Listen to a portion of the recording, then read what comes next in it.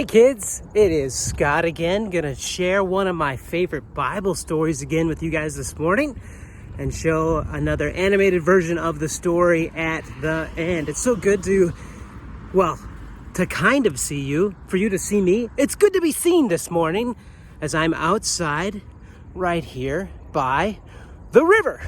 And so today I'm gonna tell a story found in Exodus, which is in the Old Testament, chapter 3. But before we do that, I want to do something with you, and then I want you to do something. You see, what I want you to do is I want you to see and name as many things as you see. Can you tell me the things? Can you name the things that you see? I see so many things right now. Let me show you some of the things that I see. I see this flower that has these weird balls on the end. I see, these flowers that are kind of poofy. I see the river. I see a tree. It's a little tree. It's kind of a bush. It's small. I see a tree that's starting to turn yellow. I see some rocks in the river. I see some things floating by in the river as it goes down. I see the bridge. I see the city. I see a big truck going across the bridge.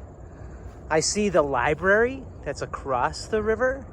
I see a lot of trees on the other side of the river and a bridge, an old bridge that trains used to go across. I see the grass. There's a lot of grass and not many dandelion. I see a dandelion. I do see one dandelion, and I see a bunch of wildflowers. They're beautiful. They're kind of getting to the end of the year, the season. They're starting to wilt a little bit. Look at how they're starting to get a little bit wilted. And I see a building and a tree and a car up there. I see all kinds of things. So what about you? What do you see? I'm gonna ask you to pause the video, and I wanna see how many things that you see around you, and name them. What are the things you see? On your marks, get set. You're gonna pause the video and name everything that you see. Get set, go! Did you pause? Did you name things? How many things did you name? Well, let me tell you a story in Exodus chapter 3 about Moses and something that he saw. And in that story, something that God saw. In Exodus chapter 3, Moses, this was the boy, the baby that was born, that was put in a basket and floated down the Nile River. He was rescued. Moses was raised in the Pharaoh's household. And now he had run away because he'd done some bad things. And he was living off in a far-off wilderness while his people, the Israelites, were in slavery in Egypt. One day, Moses was taking care of his sheep. I love stories with sheep. He was taking care of his father-in-law's sheep, and he was off in the far edge of the wilderness, taking care of his sheep, chasing them, protecting them, making sure that they were safe, making sure they had plenty to eat. Well, one day when he was taking care of his sheep, all of a sudden, off in a distance, way over there, he saw a bush that was burning. Kind of strange.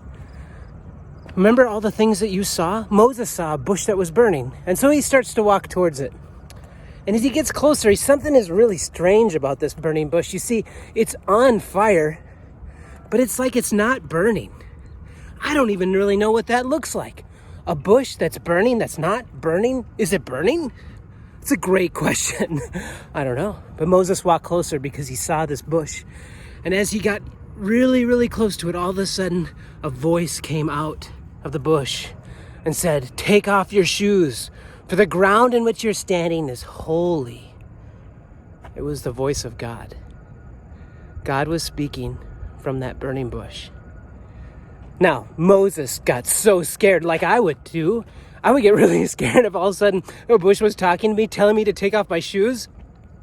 Moses then realized it was God, and God said this to him: I've seen the pain, the sorrow, the hardship of my people, of your family back in Egypt. and I'm sending you to lead them to go free. I've seen it. Now, can you imagine this? Moses saw all kinds of things. He saw the sheep, he saw the grass, he saw the sky, he saw birds, he saw all these things. And then one time he saw a burning bush. He walked to it, and there was God speaking to him. And in that moment when God spoke to him, God said, I see many, many things. And one of the things I see is the pain of the people. And therefore, I'm sending you to go help them. I'm sending you to go back. Go back to your family and help them, lead them out of their slavery in Egypt. Now, we're going to continue on this story next week. But one thing that I really want you guys to really see and recognize and remember is that God sees you. He sees everybody. He sees everything. And he sees and hears when things are hard. And he cares. And he sends people like your family, like friends, your grandma and grandpa. He sends people to come and help you in your time of need. God sees. Now I want you to do something for me. I want you to think about, as you walk around your day, as you walk around your house, as you're with your family or with your friends, think about how God sees. And the reality that God sees is that he sees so that he can help. He can help. Well, thank you for listening to this story. I'm going to show a video now of this story from Exodus chapter 3. So great to see you, and we'll talk to you soon. This is Moses. Heyo. Moses was an Israelite boy born in Egypt in a time when Israelite boys were not supposed to live. Wait, huh? The Israelites were slaves to the Egyptians. But God had a special plan for Moses, Oh, eh? and he spent his childhood in the palace of the Pharaoh. You see, when Moses grew up, he made a big mistake. Uh-oh. Pharaoh found out what Moses had done, and he tried to have Moses killed. Ah! So Moses ran away from Egypt. He stopped in the land of Midian, Ah. and 7 sisters came to the well to give water to their father's flock. Some shepherds came to drive them away, Hey, you. but Moses stood up for the women. Hey. Ow. Now these sisters were the daughters of the Midianite priest named Jethro. When Jethro heard what Moses did for his daughters, he sent for Moses. So Moses came to live among the Midianites, and he married Zipporah, one of Jethro's daughters. Huh? Meanwhile, back in Egypt, the old Pharaoh died, but he was replaced by a new Pharaoh who continued to treat the Israelites poorly. Oh, man.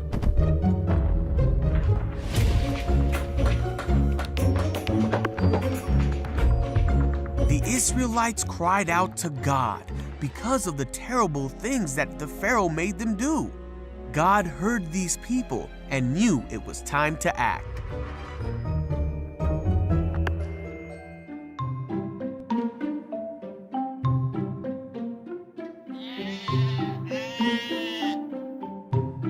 One day, Moses was tending Jethro's flock when an angel of the Lord appeared to Moses through a burning bush that would not burn up.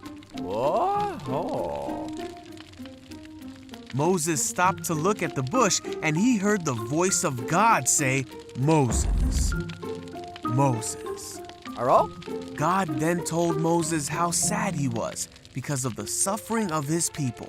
He told Moses that he wanted to do something about it, and he wanted Moses to be the one to do it.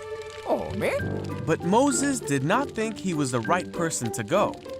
God said, "I will be with you." Morning. But Moses said that he wouldn't know the right thing to say to the people.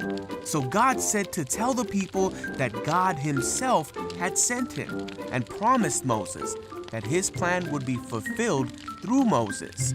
But Moses still said to God that he did not think the people would believe him. So God said, "What is that in your hand?" Okay. Moses said, "A staff." God told Moses to throw it on the ground. Okay. Then God told Moses to catch it. God showed Moses another sign Huh?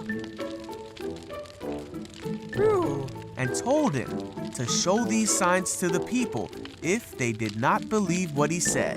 Moses still didn't think he would have the right words to say, but God said that he himself was the one who made a man's mouth and gave him the ability to speak, so there was no need to worry. Yet even after all this, Moses said, "God, please send someone else." Then God got mad at Moses Oops. and said that he would send Moses' brother Aaron to speak for Moses. So Moses went back to his father-in-law and told him that he needed to go back to Egypt. Moses and his family started their journey back to Egypt, and Moses carried the staff of God in his hand, for this staff would be the tool God would use to demonstrate his awesome power to the Israelites and to the Egyptians.